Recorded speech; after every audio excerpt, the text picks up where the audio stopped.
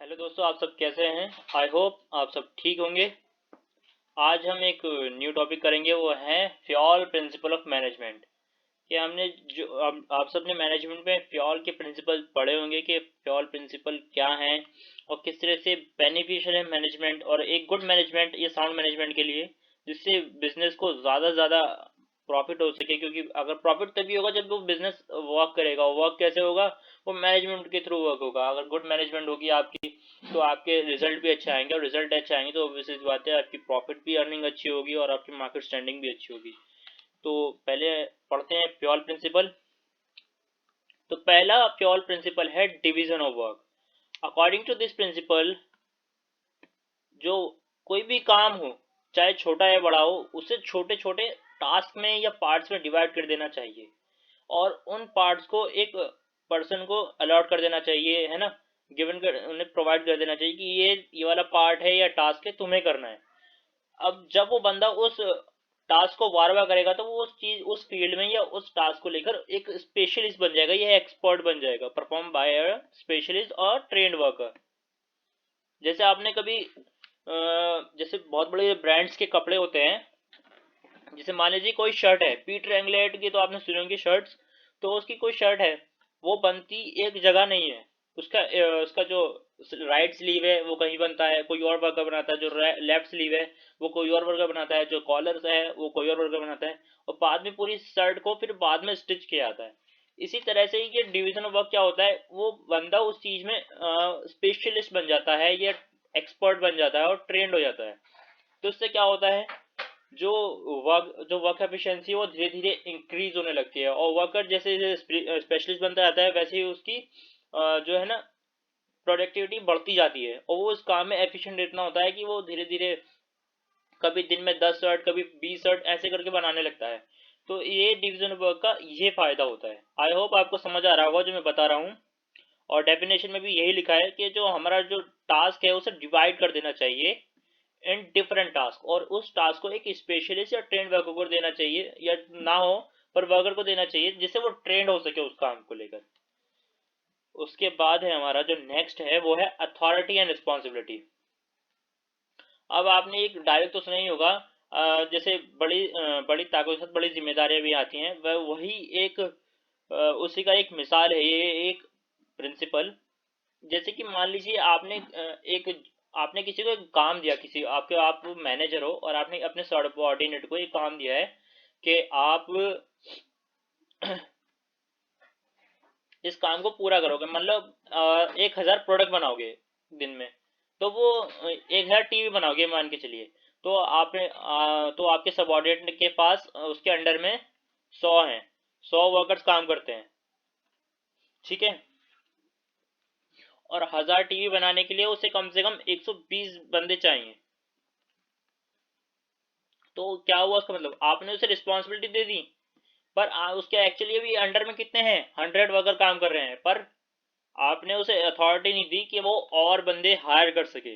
तो ये अथॉरिटी का मतलब है कि अगर हम जिस बंदे को काम देते हैं तो उसे कुछ सम अमाउंट ऑफ अथॉरिटी भी देनी चाहिए उस काम को रिलेटेड, ताकि वो अपने खुद के डिसीजन ले सके और उस काम को पूरा कर सके। यही इसका मीनिंग है।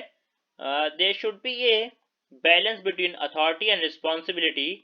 Means if any employee has been assigned any responsibility, he should be must given authority to do his job efficiently and vice versa. ठीक है। आप जिस वर्कर को या जिस सबऑर्डिनेट को काम दे रहे हैं तो उसे सम अमाउंट ऑफ अथॉरिटी भी देनी पड़ती है, ताकि वो अपना काम एफिशिएंटली कर सके और टाइम पर कंप्लीट कर पाए। ये अथॉरिटी एंड रिस्पॉन्सिबिलिटी का कहना है। उसके बाद है नेक्स्ट, वह है डिसिप्लिन।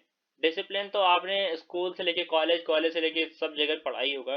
डिसिप्लिन एक ऐसी चीज है जो हर फील्ड में, हर जगह अपनाई जाती है। जो भी डिसिप्लिन से काम करता है उसकी हमेशा तारीफ होती है, ये तो आप सब जानते होंगे। डिसिप्लिन एक डबल एज टूल है। डबल एज टूल मतलब कैसे? मान लीजिए आप अगर किसी को डिसिप्लिन में रहने कहते हैं या किसी को डिसिप्लिन से काम करने के लिए, जैसे डिसिप्लिन से क्या होगा, डिसिप्लिन से मतलब होगा आप टाइम पर वर्क कंप्लीट करेंगे, कंपनी से अच्छे से कोऑर्डिनेट कर पाएंगे, अपना इनिशिएटिव दे पाएंगे, और वर्क मैनेजमेंट आपका बहुत अच्छा होगा। तो उससे क्या होगा, जब अपना वर्क मैनेजमेंट कर पाएंगे तो आप एज ए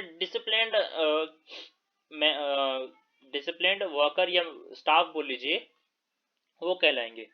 तो इससे क्या है, ये आप एक रोल मॉडल की तरह से भी उभर सकते हैं कि आप इतने डिसिप्लिन से वर्क करते हैं कि जो आपका वर्क मैनेजमेंट है वो प्रॉपर है। जैसे कि यहाँ पे लिखा भी है, discipline is a necessary for the smooth functioning. अगर हमारे वर्क में डिसिप्लिन नहीं होगा, हम या वर्क को हम एज इट इज ले लेंगे, मतलब उसके प्रॉपर उसके लिए हम कोई प्रॉपर डिसीजन नहीं लेंगे डिसिप्लिन की तरफ से, तो फिर वो काम में ऑर्डर लाइननेस या हमें खुद को मोटिवेट नहीं कर पाएगा। और क्या है, अगर आप किसी बंदे को डिसिप्लिन सिखाते हैं तो वो एक डिसिप्लिन एक मोटिवेशन का काम भी करता है, क्योंकि हर चीज का एक राइट वे होता है उसे करने का, और वो डिसिप्लिन की थ्रू ही होता है। जो आपको बताया गया है उसी को डिसिप्लिन कहते हैं, जो आपको बताया गया हो ये आपको करना है और ये नहीं करना है, और जो फॉलो करता है उन चीज को, उसी चीज को डिसिप्लिन कहते हैं। तो वो एक मोटिवेशन का काम भी करता है। इसके बाद है unity of command. Unity of command बहुत अच्छा प्रिंसिपल है, तो आप प्लीज इसे गौर से समझिएगा क्यों ये एक ज्यादा जरूरी है। An individual employee should have only one superior from whom he should receive order or to whom he should be responsible। इसका कहने का मतलब यह है कि हाँ, जो भी मैनेजर है आपके अंडर में, तो मान लीजिए आपके अंडर में 1 पर्सन काम कर रहा है, वो आप मैनेजर हैं, वो असिस्टेंट मैनेजर या एसोसिएट मैनेजर, ठीक है, मान के चलिए। तो एक बंदा ही एक एक ही टाइम पर ऑर्डर दे सकता है और वो उसी के लिए रिस्पॉन्सिबल होगा। मान लीजिए एक कंपनी है एबीसी लिमिटेड, रमेश उसका फाइनेंस मैनेजर है और सुरेश उसका एक अंडर ग्रुप के अंडर वर्क करने वाला एक वर्कर है, जो कि एक ग्रुप हेड है, ठीक है। अब रमेश ही ऑर्डर देगा सुरेश को कि वो अपने ग्रुप में ये चेंजेस करे या वो टाइम को पब्लिक टाइम कंप्लीटली करे टाइम पर। तो एक टाइम पर सिर्फ एक ही जना ऑर्डर दे रहा है, पर अगर उसे रमेश की जगह गणेश भी अगर ऑर्डर देने लगे, जो कि फाइनेंस डिपार्टमेंट से नहीं है, वो प्रोडक्शन डिपार्टमेंट से है, तो वहां पर क्या है, एक कॉन्फ्लिक्ट और एक क्योस वाली सिचुएशन क्रिएट हो जाएगी, जिससे वो दोनों की ऑर्डर फॉलो नहीं कर पाएगा और कॉन्फ्लिक्ट होगा या फिर क्योस होगा, पर काम नहीं होगा उससे। If an employee receive an order more than one person at a time, create confusion and conflict। इस लाइन से समझ पा रहे होंगे कि अगर एक बंदा किसी भी एक से ज्यादा ऑर्डर लेता है तो वो अपना काम तो कंप्लीट टाइम पे कर ही नहीं पाएगा, साथ ही साथ वो काम के साथ कंफ्यूजन और कंफ्लिक्ट यानी कि लड़ाइयाँ झगड़े वो ज्यादा बढ़ा देगा, और ईगो क्लैश भी होते हैं कभी कभार के कंफ्यूजन की वजह से। इट अवॉइड्स, अगर यूनिटी ऑफ कमांड होगा, it avoids confusion, leaves no option for conflict and part of in the on the part of the employees। तो ये यूनिटी ऑफ कमांड का कहना है। उसके बाद आते हैं unity of direction. Unity of direction का मतलब आप सीधा सीधा मैं आपको समझाता हूँ। जैसे कि कोई ब्रांड है, ठीक है, बी नाम का कोई ब्रांड है, वो डिफरेंट कैटेगरीज में वर्क करता है। उसके अंदर बहुत सारे आते हैं, कॉस्मेटिक भी आता है, शूज भी आते हैं, अपीरियल्स भी आते हैं, अपीरियल्स यानी क्लोथिंग वगैरह, ठीक है, मैन अपीरियल्स भी है, वुमेन अपीरियल्स भी है और किड अपीरियल्स भी है। तो यहाँ पर उसके अंदर क्या होगा, परचेज डिपार्टमेंट भी होगा, फाइनेंस डिपार्टमेंट भी होगा, है ना, मार्केटिंग डिपार्टमेंट भी होगा, रिसर्च एंड डेवलपमेंट डिपार्टमेंट भी होगा, और बहुत सारे डिपार्टमेंट होंगे, ठीक है। अगर उनके अंदर भी बहुत सारे वर्कर होंगे, मगर अगर वो उस बंदे को जो परचेज डिपार्टमेंट को ऑर्डर देगा वो एक ही तो बंदा होगा। इसी तरह से क्या है, एक टाइम पर सिर्फ एक, जैसे मान लीजिए अगर परचेज डिपार्टमेंट और फाइनेंस डिपार्टमेंट का हेड एक ही हुआ, तो वहां पर क्या होगा, सब कुछ मिक्सअप हो जाएगा, ना तो टाइम पे वर्क होगा ना। तो यहाँ पर क्या है कहना, वन हेड वन प्लान, कि हर डिपार्टमेंट का एक हेड होगा और उसका ही प्लान चलेगा, ठीक है, उस डिपार्टमेंट में। ये यूनिट ऑफ डायरेक्शन का कहना है। This helps in bringing unity of action and coordination in an organization। It helps in preventing an overlapping of activities।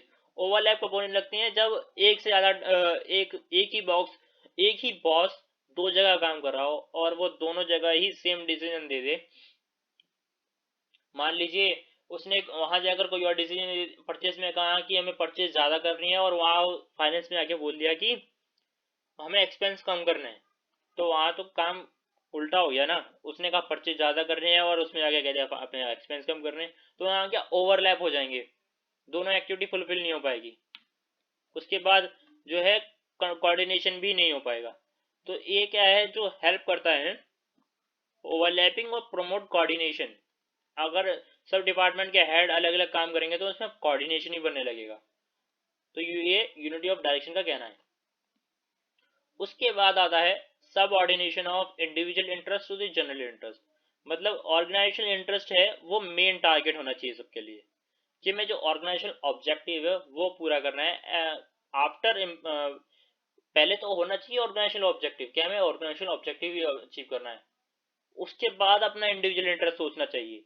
अगर मान लीजिए अगर आपको ज़्यादा से ज़्यादा प्रॉफिट मतलब ज़्यादा से ज़्यादा सैलरी चाहिए या बोनस चाहिए, पर्क चाहिए, तो आपको ज़्यादा उसके लिए टाइम करना पड़ेगा, ओवर टाइम करना होगा और अच्छे अच्छे इनिशिएटिव देने करने पड़ेंगे, तभी तो आप अपने जो है ऑर्गेनाइजेशन ऑब्जेक्टिव अच्छे से कंप्लीट कर पाएंगे। और उसके बेस पे ये देखा जाएगा कि एम्प्लॉय ऑफ द ईयर कौन है, या फिर किसने अच्छे तरह से काम किया है, या किसने अच्छे आइडियाज दिए हैं।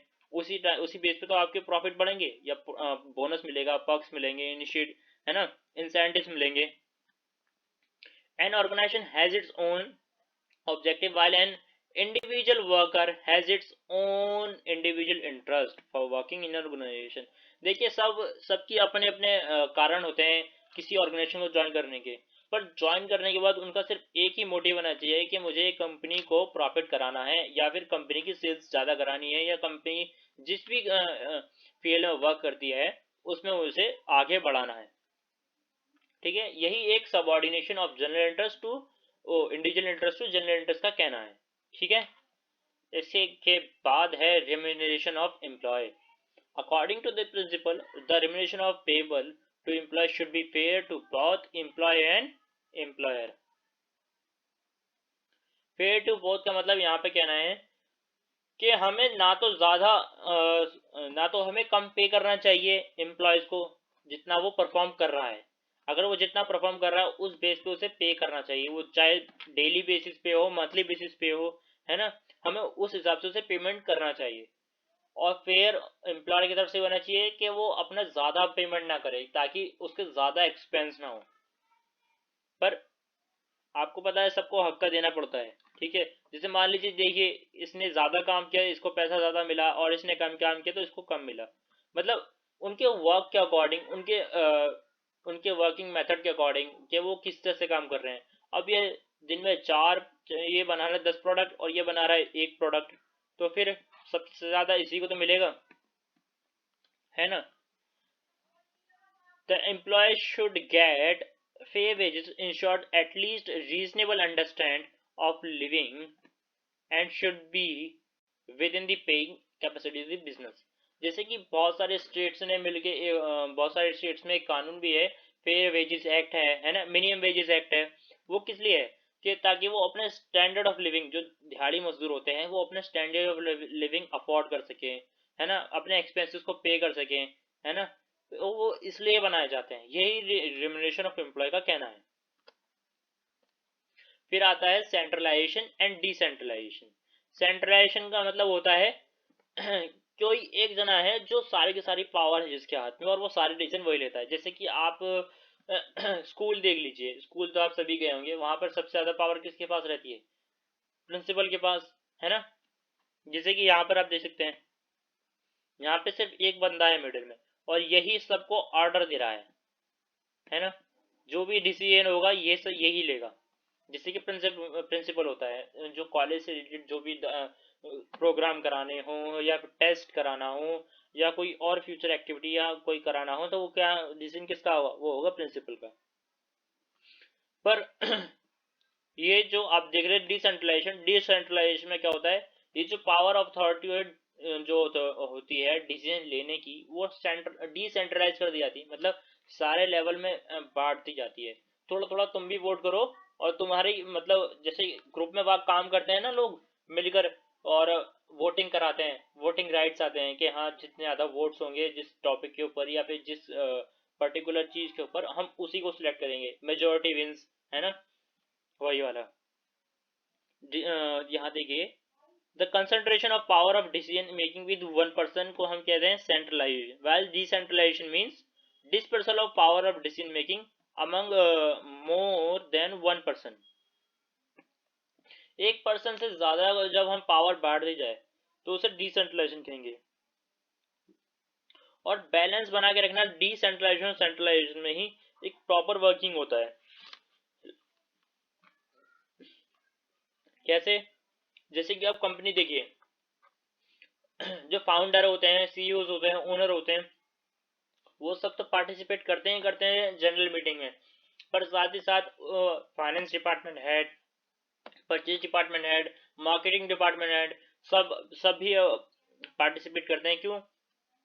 क्योंकि वो भी अपने जो फ्यूचर रिपोर्ट्स हैं, करंट रिपोर्ट्स हैं, वो सब शो करते हैं कंपनीज को, ताकि वो फ्यूचर जो है फ्यूचर के बारे में सही से डिसीजन ले सकें और जो प्रॉफिट है वो अच्छे से मैनेज कर सके, जो फ्यूचर डिसाइड करें वो कंपनी का। तो सेंट्रलाइजेशन डिसेंट्रलाइजेशन का प्रिंसिपल का ये कहना है। इसके बाद आता है scalar chain. Scalar chain basically एक चैनल है जिसके थ्रू कम्युनिकेशन होती है डिफरेंट लेवल ऑफ सबऑर्डिनेट्स के बीच में। An organization should be have a chain of authority. जैसे कि ए मान लीजिए, यहाँ पर ये हेड है, सीईओ है ना, कुछ भी मान लीजिए आप, फाउंडर है, कुछ भी है, ये फिर ये डिफरेंट लेवल्स हैं, ए बी सी डी जो भी लिखे ना, ये कंपनी के लेवल मान लीजिए, ये लेवल है, ठीक है, 1 2 3 जो भी मान लीजिए। इस ये सबसे ऊपर तो ए ही है, उसके बाद बी है, फिर सी है, फिर डी है। तो जो इन्फॉर्मेशन है वो फ्लो भी इसी फॉर्मेट में होती है। ए है वो पहले इसे ऑर्डर देगा, ये सी को देगा, ये डी को देगा और ई को देगा।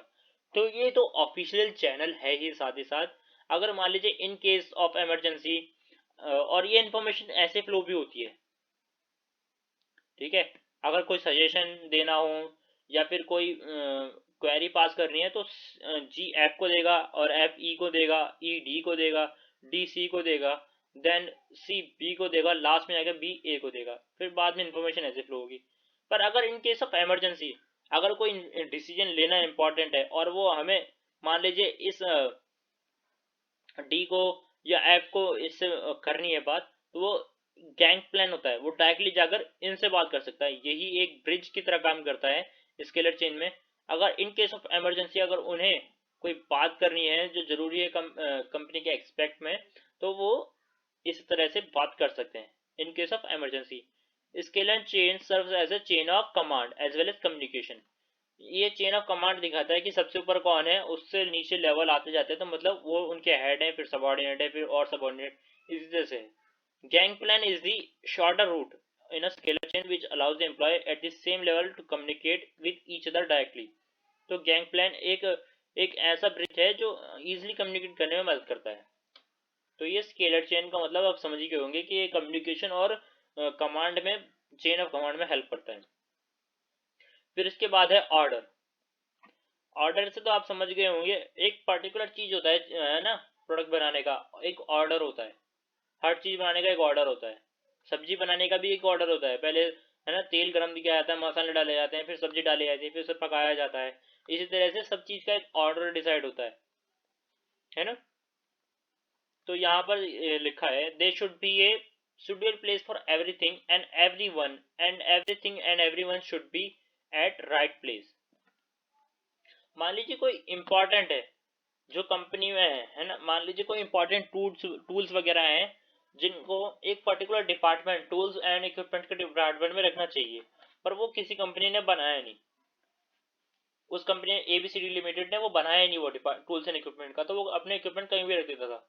तो क्या हुआ, इन केस ऑफ इमरजेंसी उन्हें उन टूल्स और इक्विपमेंट की जरूरत पड़ी, पर at a time end of emergency वो उन्हें मिले ही नहीं, तो उन्हें उस चीज से लॉस हुआ कि उनका जो मटेरियल था वो जल गया, ठीक है। तो ये इसका ये कहना है कि हर चीज का एक proper, everything and everyone should have a suitable और राइट प्लेस और should be at right place. जैसे कि आप ये देख रहे हैं, मान लीजिए कार बनने का प्रोसेस यहाँ से होता है स्टार्ट और यहाँ होता है खत्म।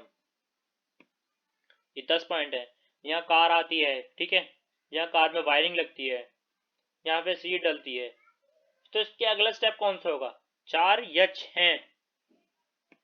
ऑब्वियसली बात है, 1 2 3 के बाद 4 ही आएगा, स्टेप नंबर 4।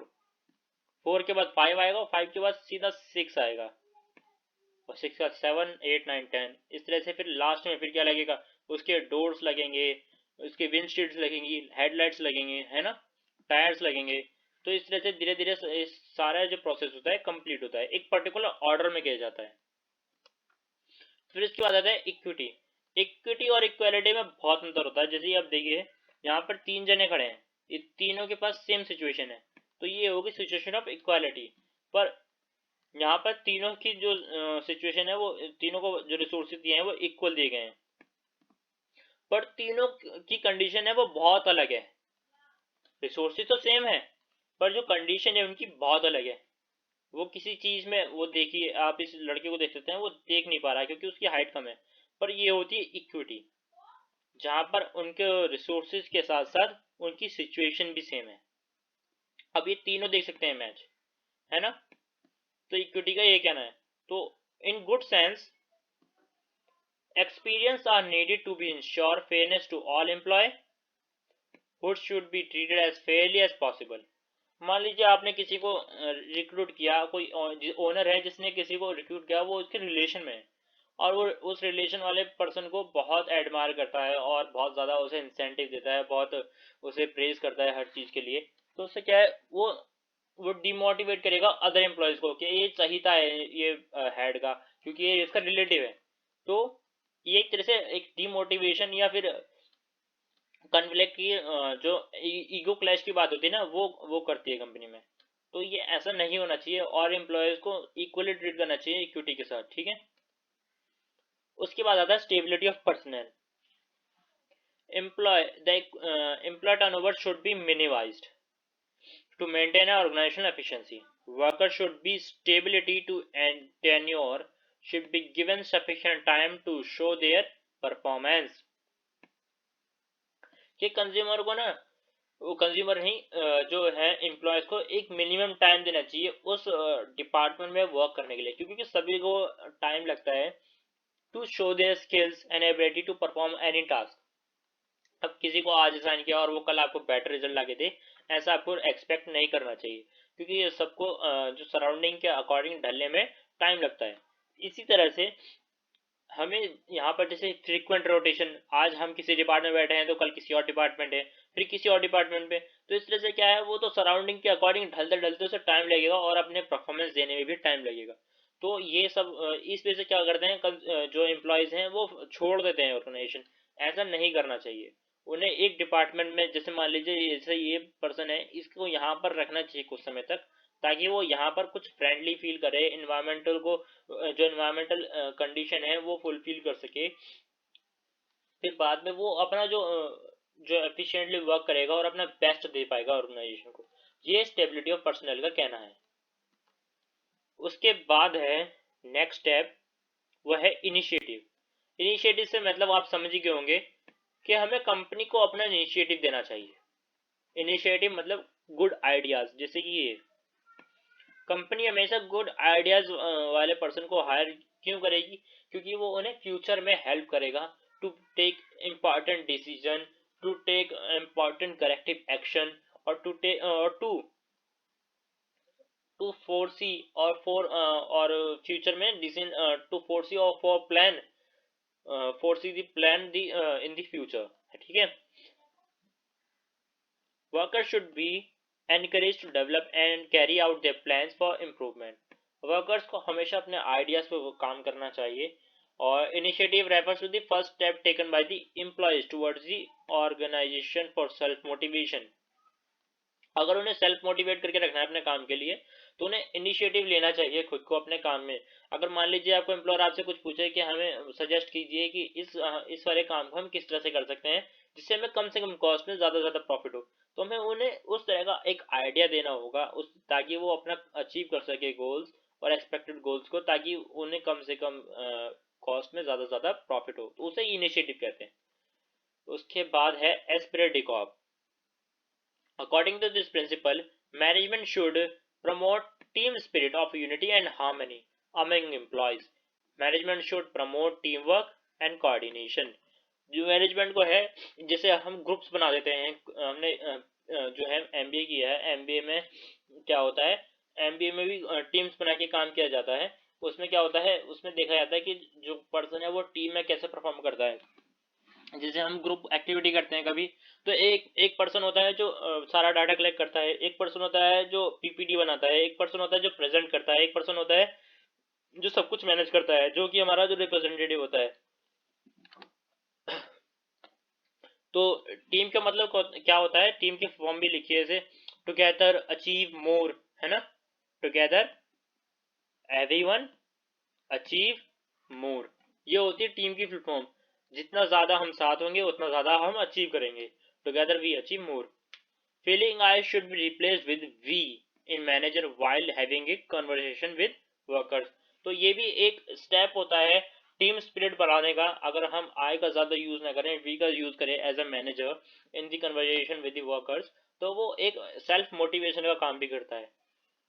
तो इस ये डी एस्पिरिट डी कॉप्स का कहना है। Thanks for watching guys. I hope आपको ये वीडियो पसंद आया और ये फ्योल्स के 14 प्रिंसिपल आपको हेल्प करें और आपके स्टडी में हेल्प करें। और इस वीडियो को लाइक कीजिएगा, शेयर कीजिएगा, कमेंट भी कीजिएगा, साथ ही साथ चैनल को सब्सक्राइब भी कीजिएगा। Thanks for watching.